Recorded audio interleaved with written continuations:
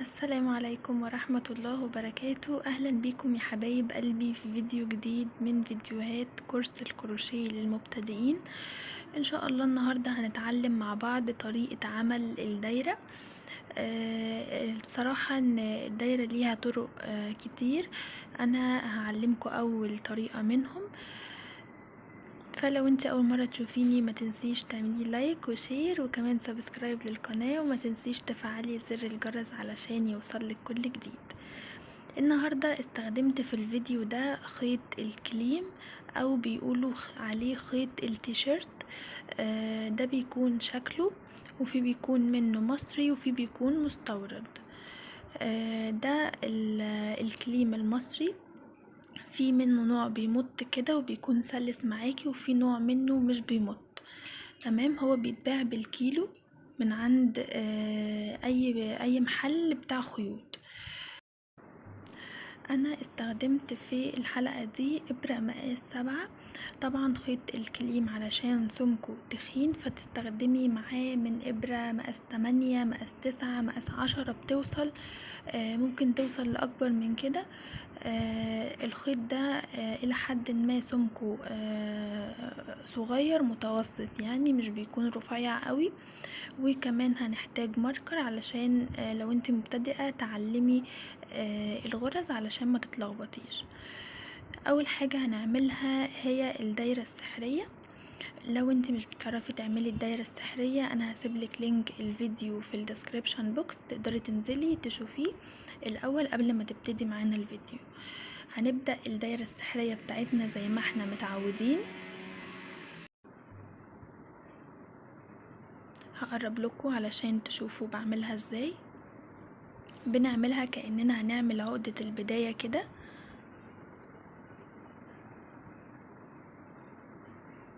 شايفين؟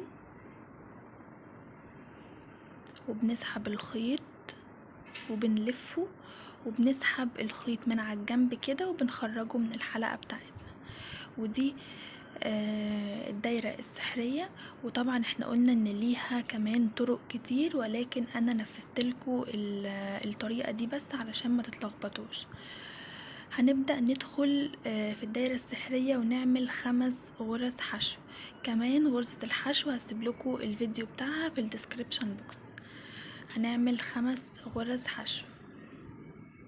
دي تالت غرزة معانا، 4،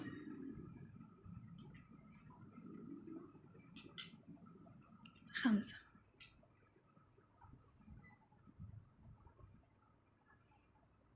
1 2 3 4 5. 5 غرز. بنبتدي بقى نشد الخيط كده، بس مش بنقفله قوي علشان نعرف ندخل الإبرة. بنقفل في أول غرزة حشو، بنقفلها بغرزة منزلقة. طيب غرزة المنزلقة بنعملها ازاي؟ بندخل من تحت الحلقتين كده وبنسحب الخيط وبنخرجه من الحلقة اللي موجودة على الإبرة. برضو لينك الفيديو بتاع غرزة المنزلقة هسيبهولكوا تحت في الديسكريبشن بوكس. دي كده بيكون الشكل الأول أو السطر الأول. احنا بنشتغل في النص ما بين الحلقات كده، بندخل في نص الغرزة بالظبط. احنا في الطبيعي بندخل من تحت الحلقتين زي ما دخلنا كده في غرزة المنزلقة دي، ده الطبيعي. انما في غرزة النهاردة علشان نعمل شكل السنبلة هندخل في النص بتاع الغرزة. يا رب يكون واضح معاكم. شايفين؟ هندخل من هنا كده، بص، شايفين؟ بصوا، بندخل منه، يعني لازم تطلع من نص الغرزة كده، لا تطلع من اليمين ولا من الشمال، من نص الغرزة. تمام، هنبتدي نسحب الخيط ونعمل غرزة حشو عادية خالص، وهنعلم اول غرزة حشو. احنا عملنا اول سطر ده، قلنا عملنا 5 غرز حشو. السطر اللي جاي هنعمل في كل غرزة حشو 2 غرزة. تمام، يعني هنعمل في كل غرزة هنعمل فوقيهم غرزتين في نفس المكان. احنا عملنا 1 2، هندخل في اللي بعدها هنا. بصوا شايفين هندخل فين؟ في النص كده، ولازم تطلع من النص من هنا اهو. شايفين طلعت من الجنب كده، لا ما ينفعش، نقوم مخرجين، ولازم تطلع من النص كده. نقوم سحبين الخيط ونعمل غرزة حشو عادية. دي اول غرزة حشو. هنعمل غرزة تاني في نفس المكان،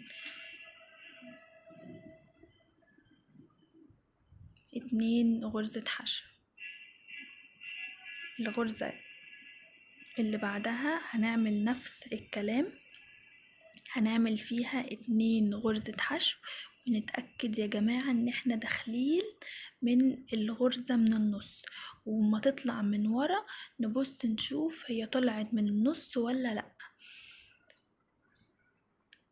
وبالممارسة مش هتحتاجي تبصي مسافة ما هتحطي ايدك بس من ورا كده هتعرفي اذا كانت خرجت من نص الغرزة ولا لا. هنبدأ نعمل 2 غرزة حشو في كل غرزة.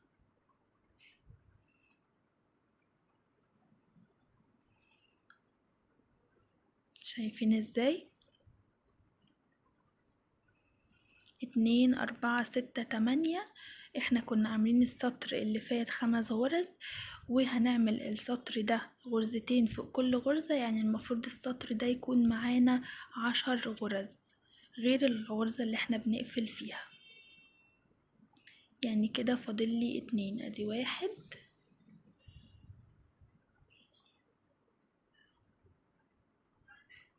ادي 2. تاني غرزة حشو. هندخل بقى نقفلها. طب هنقفل ازاي؟ عشان طريقة القفل دي مهمة جدا علشان يخلي الشكل معانا دائري والقفلة بتاعة السطر ما تبانش. ركزوا بقى معايا في اللي جاي ده. بصوا احنا بندخل منين؟ بندخل من النص من هنا، تمام.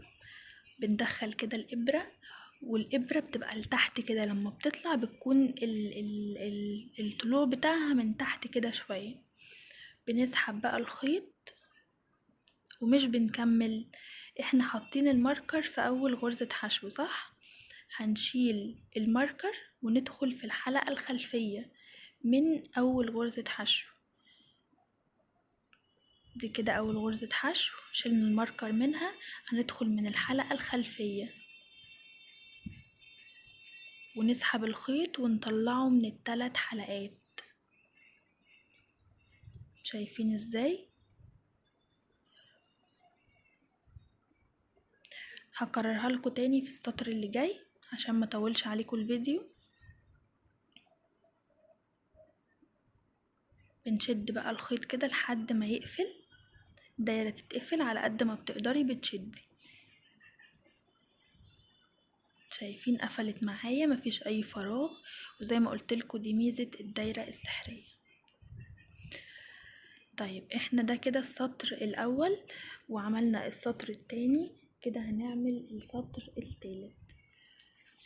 السطر التالت برضو هنعمل كله فوق كل غرزة حشو 2 غرزة حشو. يعني السطر ده هيكون التزايد بتاعه 2 غرزة حشو فوق كل غرزة.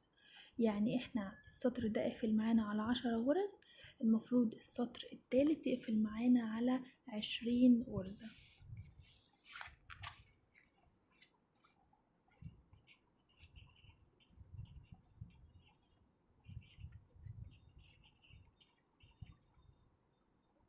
شايفين بندخل منين؟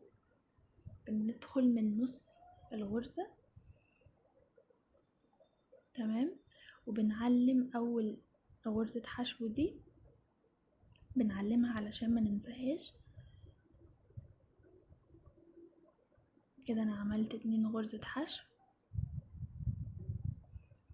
علمت اول غرزة، هندخل في اللي بعدها ونعمل فيها 2 غرزة حشو ونتأكد يا جماعة ان احنا داخلين من نص الغرزة، وان هي لما بتخرج من نص الغرزة برضو من ورا. تمام.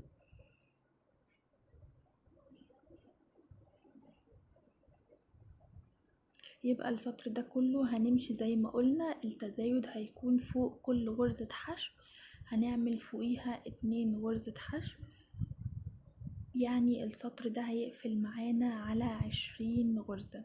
طبعا انتوا اتعودتوا خلاص ان حتى لما بغلط في الفيديو انا مش بقطع الحتة اللي انا غلطت فيها، بالعكس انا بسيبها علشان تتعلموا ان مش اي حد هيعمل فيديوهات يبقى محترف. لا، في ناس كتير بتغلط، في ناس كبار في الفن الكروشيه بيغلطوا عادي جدا. اللي هيخليكي اصلا تتعلمي ان انتي تتلخبطي مرة واتنين وتلاتة وتبدأي من جديد، تتلخبطي مرة واتنين وتلاتة وتبدأي من جديد وما تيأسيش. على فكرة الكروشيه بيعلم الصبر جدا جدا جدا فوق ما انتي تتخيلي. شايفين انا بكمل فوق كل غرزة 2 غرزة حشو.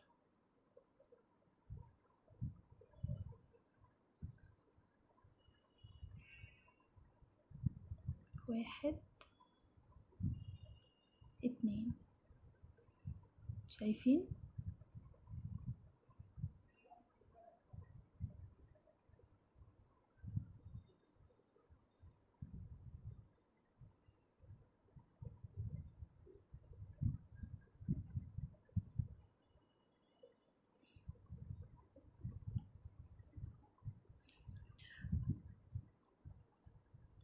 الخيط ده بقى مميزاته ان هو سميك، ولما تيجي مثلا تعملي منه بوكسات، في بيتعمل منه شنط بس مش شنط كبيرة علشان هو تقيل، فالشنط الكبيرة هتستهلك خيط كتير، فالشنطة هتبقى تقيلة معاكي. والأفضل في الشنط ان كل ما الشنطة كانت كبيرة كل ما كانت خفيفة، ده أفضل. فاهمين؟ فالكليم ده انا بفضله في شغل السجاد، في شغل البوكسات، الحاجات دي بيكون الشغل الكليم فيها حلو جدا وبيدي شكل تحفة في الديكور. لو حابين ان انا انفذ من خيط الكليم اشكال وموديلات مختلفة اكتبولي برضو تحت وان شاء الله ارد عليكم. شايفين انا كده عملت السطر 2 4 6 8 10 12 14 16 18 20. كده السطر معايا مظبوط. هبتدي بقى اقفل في نفس الغرزة اللي احنا بنقفل فيها، هدخل من النص كده. بصوا هطلع منين؟ من تحت خالص كده. شايفين؟ هلف الخيط على الابرة واسحبه. طبعا مش هعمل اي حاجة، انا هشيل الماركر اللي في اول غرزة حشو دي، هشيله وهدخل في الحلقة الخلفية منها. اول غرزة حشو اهي، دخلت في الحلقة الخلفية منها، سحبت الخيط وخرجته من ال3 حلقات مع بعض. ده كده الدور التالت. تمام. الدور الرابع بقى التزايد بتاعه هيكون 1 حشو والتانية تزايد، 1 حشو والتانية تزايد. ازاي؟ هنشوف مع بعض. اول غرزة دي هنعملها حشو، فوق الغرزة دي هنعملها غرزة حشو واحدة بس. هنعلم الماركر بتاعنا علشان ما ننساش. الغرزة اللي جاية دي بقى هنعمل 2 غرزة حشو في نفس المكان، يعني دي 1 ودي 2. هنعمل هنا 2 غرزة حشو في نفس المكان، دي 1 في نفس المكان اللي احنا عملنا فيه هنعمل فيه واحدة كمان. كده 2 غرزة حشو. حشو اول واحدة، تاني غرزة هنعمل فيها 2 غرزة حشو. يعني كده التزايد بتاعنا هيكون حشو تزايد، حشو تزايد، حشو تزايد. ده اللي هنمشي عليه باقي السطر. هكمل بقى السطر وارجع لكم تاني.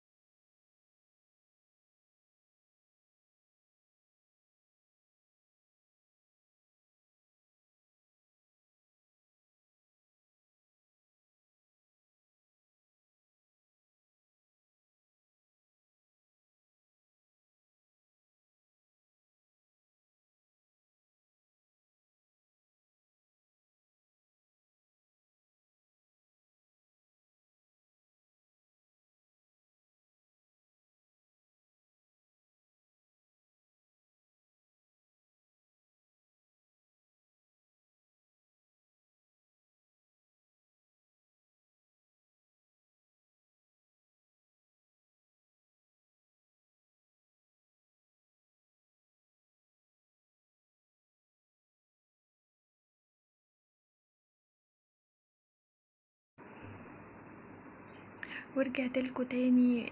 كده انا وصلت لاخر السطر.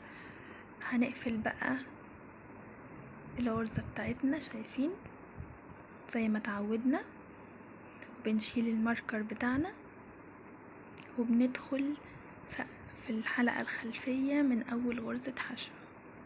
الحلقة الخلفية كده بنسحب الخيط وبنخرجه من ال3 حلقات مع بعض. كده الدور بتاعنا المفروض يقفل على 30 غرزة حشو. احنا بدأنا ب5 غرز حشو. تاني سطر معانا عملنا تزايد بقى 10. تالت سطر عملنا تزايد في كل الغرز بقى 20. رابع سطر معانا عملنا تزايد غرزة حشو والتانية تزايد بقى 30 غرزة حشو. هنعمل بقى السطر الخامس واللي هو هيكون سطر ثبات.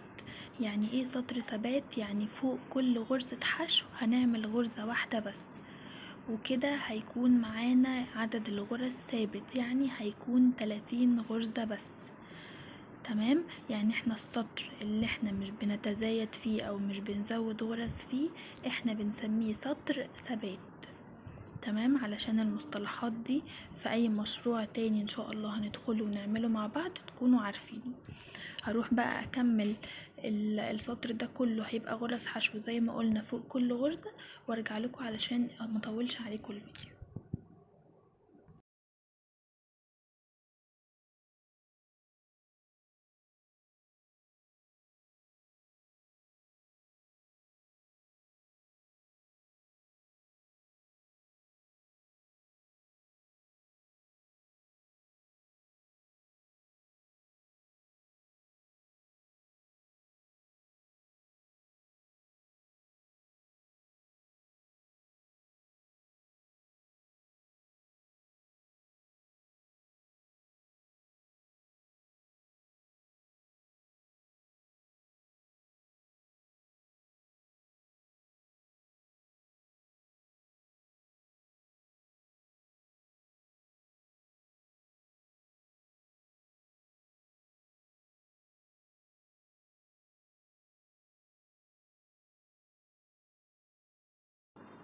ورجعت لكم تاني اهو. انا خلصت اخر غرزة سوري، وهندخل بقى نقفل السطر بتاعنا، وبندخل في الحلقة الخلفية من اول غرزة حشو. بنشيل الماركر بتاعنا. لو مش عندك ماركر ممكن تعمليها بدبوس مشبك، يعني مشي الدنيا، يعني مش أزمة. وهنلف الخيط ونطلع من ال3 حلقات كده مع بعض.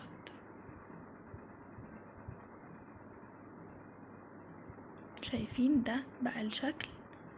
طبعا قلنا ان ده سطر ثبات، يعني هيكون 30 غرزة معانا زي ما احنا اتفقنا. طيب السطر السادس معانا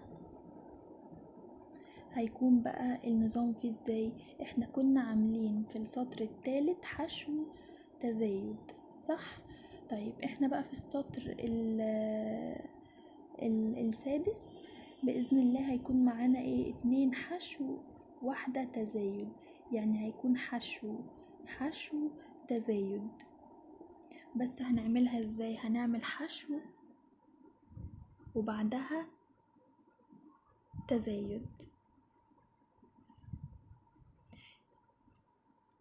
يعني بالبلدي كده احنا معانا اجمالي الغرز هيبقى اللهم صل على النبي عليه افضل الصلاة والسلام، عندنا 2 حشو كل واحدة لوحدها، يعني حشو وحشو تزايد، بس احنا هنقسمهم بتكنيك معين علشان يدينا الشكل الدائري او المستدير، ما يكونش شكل سداسي او حاجة. فبنقسمهم ازاي؟ بنعمل اول غرزة حشو، بعد كده تزايد، بعد كده غرزة حشو.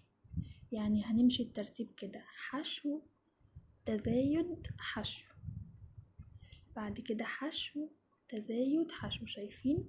ادي حشو تزايد حشو، حشو تزايد، هنعمل حشو، حشو تزايد حشو، حشو تزايد حشو، وهنمشي على الطريقة دي.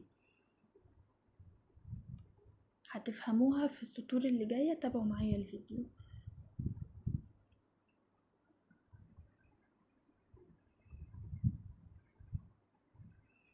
تزايد،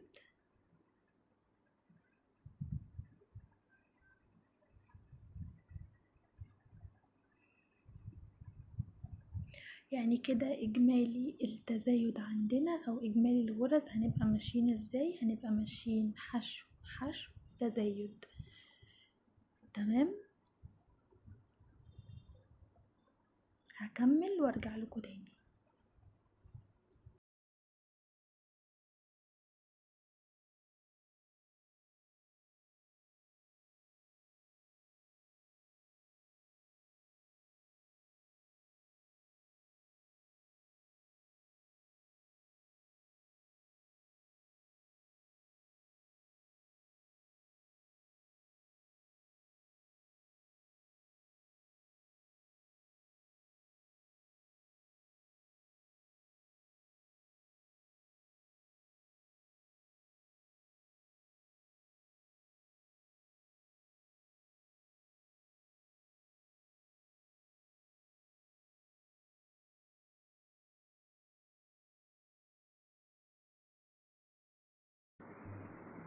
انا جيت لكم هنا تاني، ودي كانت اخر غرزة قفلنا فيها، يعني وصلنا عندها. بصوا الشكل بقى دائري ازاي،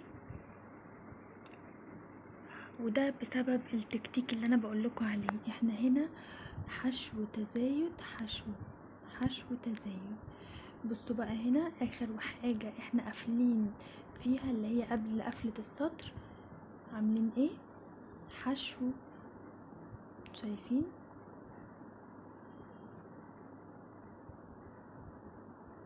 بصوا هنا حشو، وهنا بصوا تزايد، تزايد اهو، حشو حشو تزايد. فاهمين ازاي؟ يعني انا وصلت بدل ما هي يبقوا يبقى 2 حشو بعد كده واحدة تزايد، 2 حشو واحدة تزايد، لا انا عملت حشو تزايد علشان اخر غرزة تكون معانا في السطر تبقى هي حشو، يعني كده يبقى معانا 2 حشو واحدة تزايد. اتمنى تكونوا فهمتوا يا رب اقصد ايه في الفيديو، علشان ده اللي هنستمر عليه باقي الفيديو ان شاء الله. وبرضو السطر اللي بعده هفهمكم اكتر، او هتفهموا او هتستوعبوا اكتر انا اقصد ايه. السطر اللي جاي كله هيكون ثبات، بمعنى ان احنا اي سطر تزايد بيفصله عن السطر اللي بعديه سطر ثبات، يعني الغرز هنا هتكون ثابته زي الغرز اللي فاتت. اوكي، يعني هيكون معانا 40 غرزة حشو، فهيكون السطر ده كله فوق كل غرزة حشو هشتغل غرزة حشو واحدة بس. هكمل بقى السطر كده وارجع لكم تاني.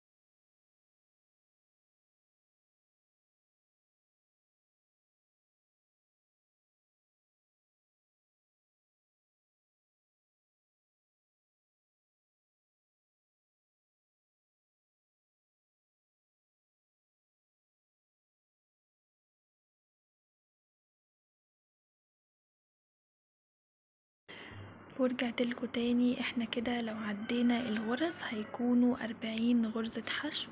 هنقفل السطر زي ما بنقفله،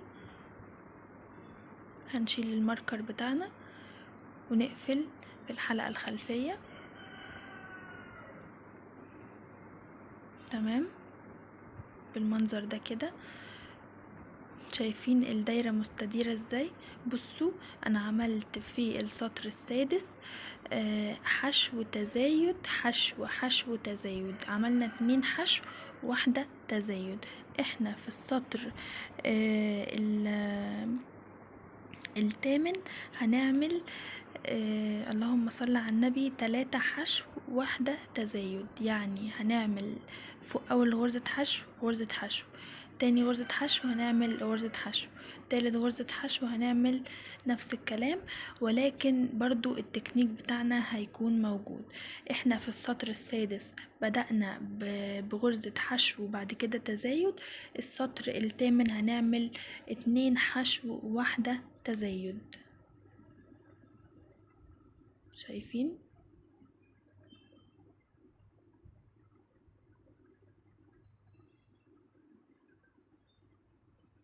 دي عقدة كده فكتها يعني. 1 2 تزايد. امشوا معايا كده خطوة بخطوة وانتوا هتفهموا. 1 2 تزايد. هنعمل هنا حشو بس ستوب بقى هنا كده. يبقى احنا خلصنا التزايد بتاعنا اللي هما المفروض 3 حشو واحدة تزايد، ولكن بالتكنيك بتاعنا اللي هو اول حاجة خالص بنبدأ بيها هي 2 حشو. يبقى كده اخر غرزة هنقفل بيها السطر المفروض تكون غرزة حشو واحدة بس. انتوا كده وصلت لكم؟ يعني انا بدأت ب2 حشو واحدة تزايد. تمام، يبقى كده اخر السطر معانا، اخر غرزة في السطر المفروض تكون غرزة حشو واحدة بس علشان تتقفل معانا ب3 غرزة حشو واحدة تزايد. احنا كده هنبدأ نشتغل السطر بتاعنا عادي خالص اللي هما 3 غرزة حشو هم، وهنشتغل تزايد.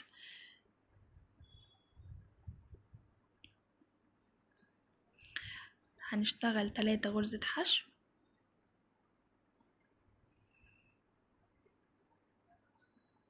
حشو حشو حشو تزايد، 3 حشو واحدة تزايد. هيبقى هنا 3 حشو، 1 2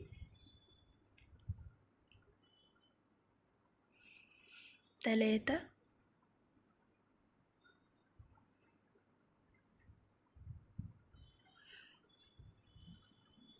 واللي بعدها هتكون تزايد.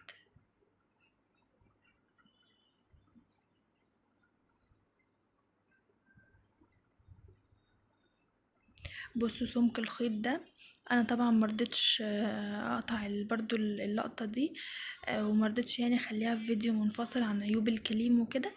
فانا حبيت اعرفكم ان الخيط المصري مش بيكون سمك واحد، بيكون فيه سمك تخين وسمك رفيع على حسب الشلة اللي انتي او البقرة يعني اللي انتي اخترتيها. فحاولي على قد ما تقدري ان انتي تختاري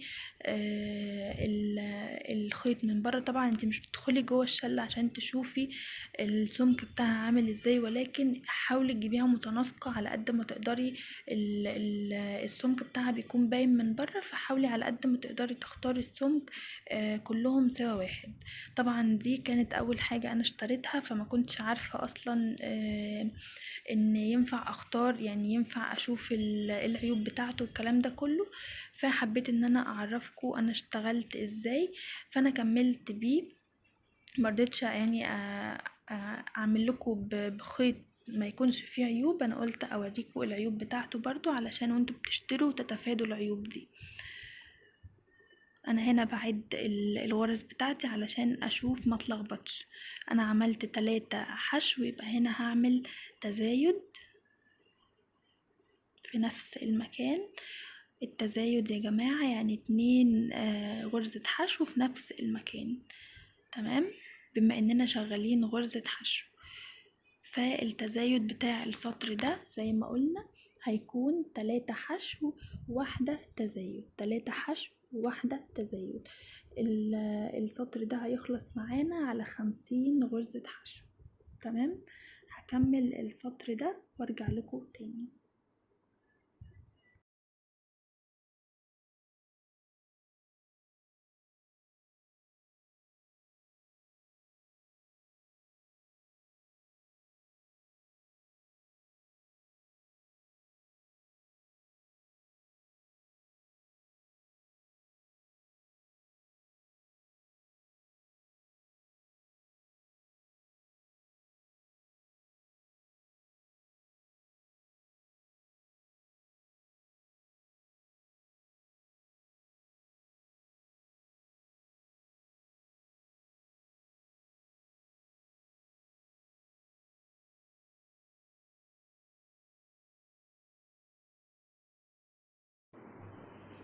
ورجعت لكم تاني بعد ما خلصت السطر الثامن. شايفين حشو حشو؟ بصوا دي هنا، دي كده اخر غرزة حشو زي ما قلنا. تمام، هيبقى كده 3 حشو واحدة تزايد. انتوا كده فهمتوا معايا؟ هنقفل بقى السطر بتاعنا زي ما احنا اتعودنا، والسطر التاسع هيكون معانا سطر ثبات، هيبقى كله سطر ثبات.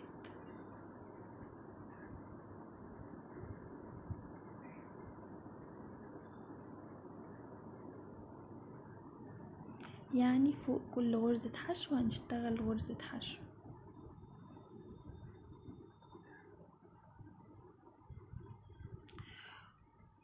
هنعد بقى الغرز بعد ما نخلص السطر، لازم يكونوا معانا 50 غرزة حشو، طبعا بخلاف الغرزة اللي احنا بنقفل فيها.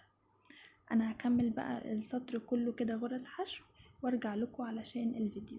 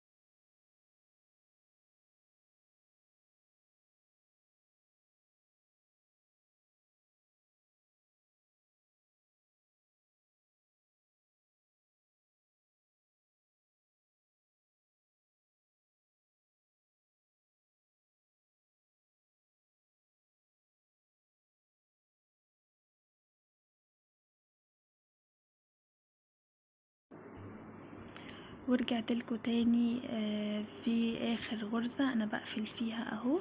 السطر ده زي ما قلنا سطر ثبات، يعني هيكون معانا 50 غرزة حشو.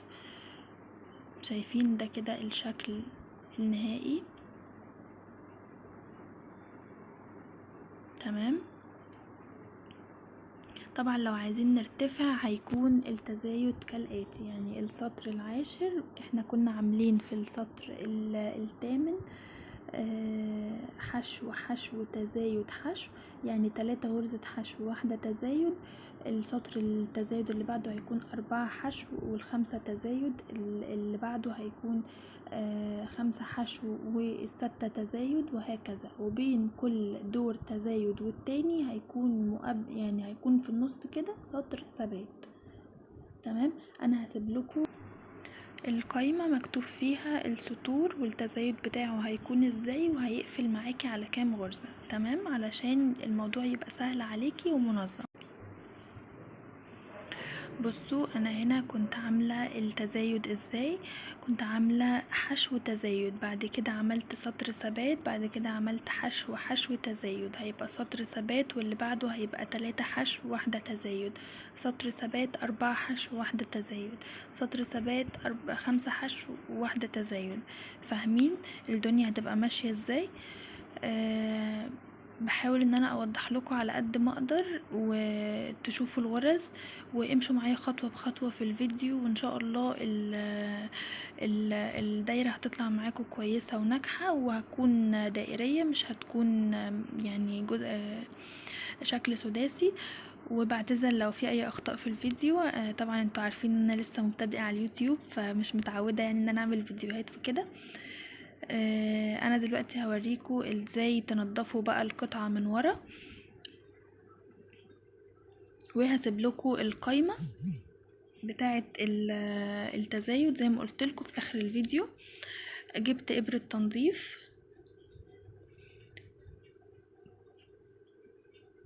ودخلتها كده كأني بلضم الخيط عادي. تمام.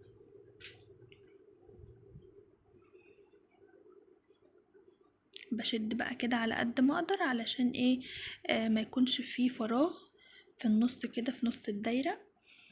وهبتدي بقى كأني بخيط بالظبط، ان انا بدخل كده الخيط ما بين الغرز. فاهمين؟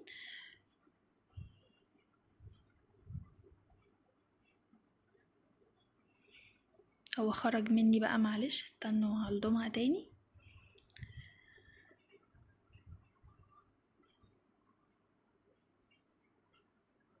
وهبتدي كده ادخل بشكل عشوائي تحت الغرز على قد ما اقدر.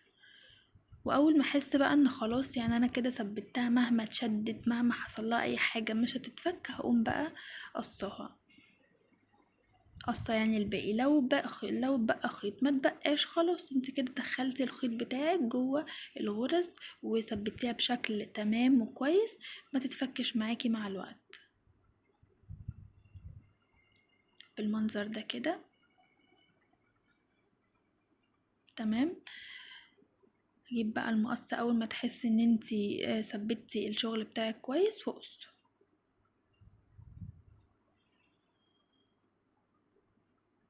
هقص كده بالمنظر ده.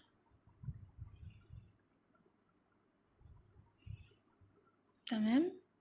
وده كده بقى الشكل.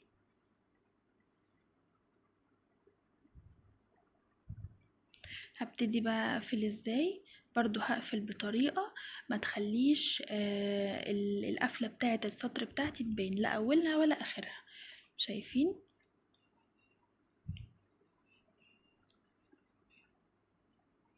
هبتدي بقى اجيب الابرة بتاعتي وهدخل من الحلقتين دول كده وهسحب الخيط بتاعي اهو زي ما انتوا شايفين كده. هبتدي ادخل من تحت الحلقتين وهسحب الخيط بتاعي كده واخرجه من تحت الحلقتين. تمام. دي اول خطوة. تاني خطوة بقى، شايفين الحلقة اللي طالع منها الخيط دي؟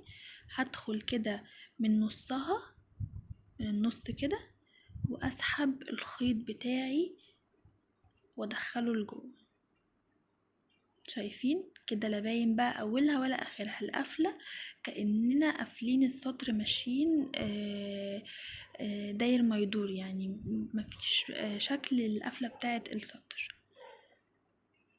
وبرضو نفس الكلام هنبتدي بقى نلضم الخيط في ابرة التنظيف. ولو ما عندكيش ابرة تنظيف ممكن تدخليها بابرة الكروشيه عادي، بس انا بفضل ابرة التنظيف يعني عشان بتدخل ما بين الغرز. ابتدي كده اشد وادخل زي ما قلنا بشكل عشوائي عشان تبقى متماسكة